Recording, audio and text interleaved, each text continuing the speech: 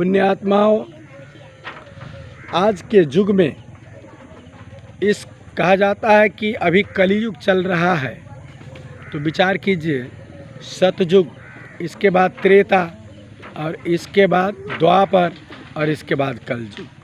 आज विश्व का जनसंख्या इतना बढ़ गया कि रोडों पर आदमी को इस पार से उस पार जाने के लिए सोचना पड़ता है। इतनी विश्व की जनसंख्या बढ़ चुकी है। सज्जनों, हॉस्पिटल में बेड खाली नहीं, रेलवे स्टेशन पर जगह नहीं मिल रहा है, इतनी यात्रियों का चाप है, और ट्रेन में भी आपको सीट मिलना मुश्किल है, इतनी जनसंख्या का चाप है। जेल में जगह नहीं है, हर जगह जहाँ जाइए भीड़, और लाइन में प्रतीक्षा में कई घंटा, जो 10 मिनट का काम है वो शायद 4 घंटे लाइन में आपको रहना पड़े। इतना जनसंख्या का चाप बढ़ गया। इन सारी बातों पर विचार करने के बाद आज आदमी को इस ज्ञान से वाकिफ होना चाहिए, अपने संतान, बेटा बेटी सबको समझाना चाहिए और खुद को भी परहेज करना चाहिए कि संतानों की संख्या यदि कम रही तो आपका जीवन स्वर्ग से भरा हुआ होगा। संतानों की संख्या यदि ज़्यादा हुई तो आपका जीवन नरक बन जाएगा, आप दुखी बन जाएंगे। इसलिए बुजुर्गों को, ज्ञानियों को तो एक ही संतान पर संतोष कर लेना चाहिए, चाहे वो बेटा हो या बेटी। लोग कहता है बेटा है तो वंश चलेगा और बेटी है तो वंश बूढ़ जाएगा। नहीं, ऐसी बातें नहीं। बेटी है तो भी दूसरे के घर का लड़का आएगा और घर जमाई रह करके वही कार्य चलाएगा।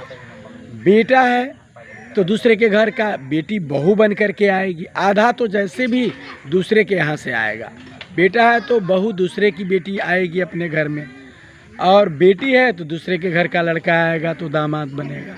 इसलिए चिंता ना कीजिए, वंश चलाने की चक्कर में जीवन को नरक मत बनाइए। वंश रह कर के भी क्या होता है, वंश चला कर भी कोई दुराचारी यदि वंश में निकल जाए तो क्या होगा, आपको बहुत अपजस मिलेगा। यदि कोई धर्मात्मा हो जाए तब तो ठीक है।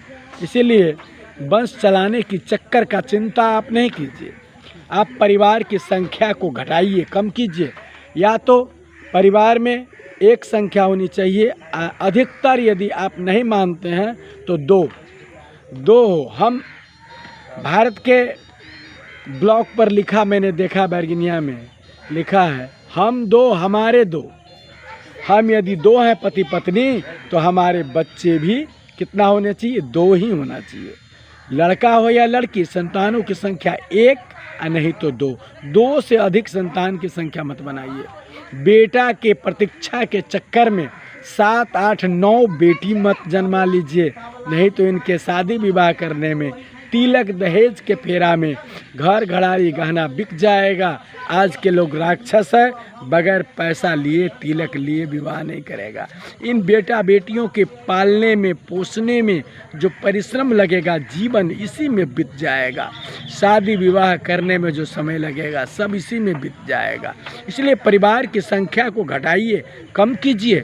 छोटा परिवार सुखी परिवार, सानो परिवार सुखी परिवार, ऐसा करके अपने परिवार का संख्या घटाइए। बेटा बेटी को शिक्षा दीजिए, बेटा हो या बेटी, बस 2, 1 से 2 ज़्यादा है, इससे ज़्यादा संख्या मत बनाइए।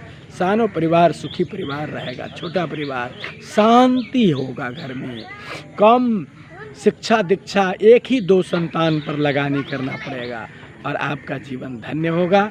उच्च शिक्षा दिलवाइए, कम संतान रहेगा तो घर सभ्य बनाइए, गाड़ी लीजिए, टॉयलेट बनाइए और जीवन को सभ्य बनाइए, और अपने भी जिए और दूसरों को भी जीने दें, दूसरों को भी सुख पहुँचाए, परोपकार करें।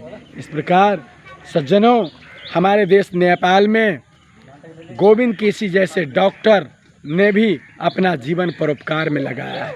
सुनता हूँ शायद उनके पास पुत्र आदि कुछ नहीं है, लेकिन अपने कमाई के सारे पैसे परोपकार में, जनता में लगाता है। इसलिए रामायण में लिखा है, परहित सरसी धर्म नहीं भाई, पर पीड़ा सम नहीं अधमाई। दूसरे के हित करने और परोपकार करने के समान कोई धर्म नहीं और दूसरे को दुख और पीड़ा पहुंचाने के समान कोई पाप नहीं है। इसलिए सज्जनों, परोपकार करना चाहिए। खुद भी उच्च शिक्षा हासिल कीजिए, परिवार को सभ्य बनाइए, संस्कारित बनाइए। सुबह उठकर सभी बच्चों को माता पिता को चरण छूकर प्रणाम करने का सिस्टम बताइए और पूजा स्नान करके पूजा पाठ जो स्त्रियां करती हैं फोटो मूर्ति का, तो साथ साथ ये भी बताइए कि वे सास ससुर का भी आरती करे और पति का भी करे। फोटो का करती है तो पति का भी करे और सास ससुर का भी करे। संस्कार घर में डालिए। सत्संग रोज़ 10 मिनट सत्संग कीजिए। रोज़ 10 मिनट ग्रंथों का अध्ययन करके बाल बच्चों को सुनाइए। सब परिवार बैठकर नाम स्मरण परमात्मा का कीजिए। 10 मिनट सब परिवार को एक साथ बैठ के सत्संग भी करना चाहिए, ग्रंथों का अध्ययन करना चाहिए और हरि का नाम जप लेना चाहिए, साथ साथ सस्वर एक साथ। ऐसा करने से घर में सुमति रहेगी और जिसके घर में सुमति है समझिए वहाँ संपत्ति भी है। जहाँ सुमति तहाँ संपत्ति नाना, जहाँ कुमति वहाँ विपत्ति निधाना। इसलिए सज्जनों, घर ही को मंदिर बना लीजिए। सभी स्त्रियां देवी और सभी पुरुष देवता हैं। जिसका घर शाकाहारी है सब कोई, जहाँ बद्ध नहीं होता वह अवध है, अयोध्या है। और नेपाल के रौतहट जिला में जो नजरपुर गांव है समझिए अयोध्या है, अवध है। वहाँ कोई लोग मांसाहारी नहीं है, सभी वैष्णव हैं, सभी शाकाहारी हैं। और नजरपुर में कोई खांसी बकरी हांस बतख परवाह कुछ नहीं। किसी दुकान में खैनी बीड़ी सिगरेट गुटखा कुछ नहीं बिकता। सब लोग कंठीधारी भगवान कृष्ण का भक्त है। समझिए नजरपुर नेपाल का अयोध्या अवध है। इस प्रकार अपने घर को मंदिर बनाइए और अपने ही घर को पवित्र कीजिए। सज्जनों, वास्तव में ये आपका घर मंदिर और आपका शरीर मंदिर और मन का ही पुजारी बनाइए, मन में ही मंदिर बनाइए, आपका जीवन धन्य हो जाएगा। धन्यवाद।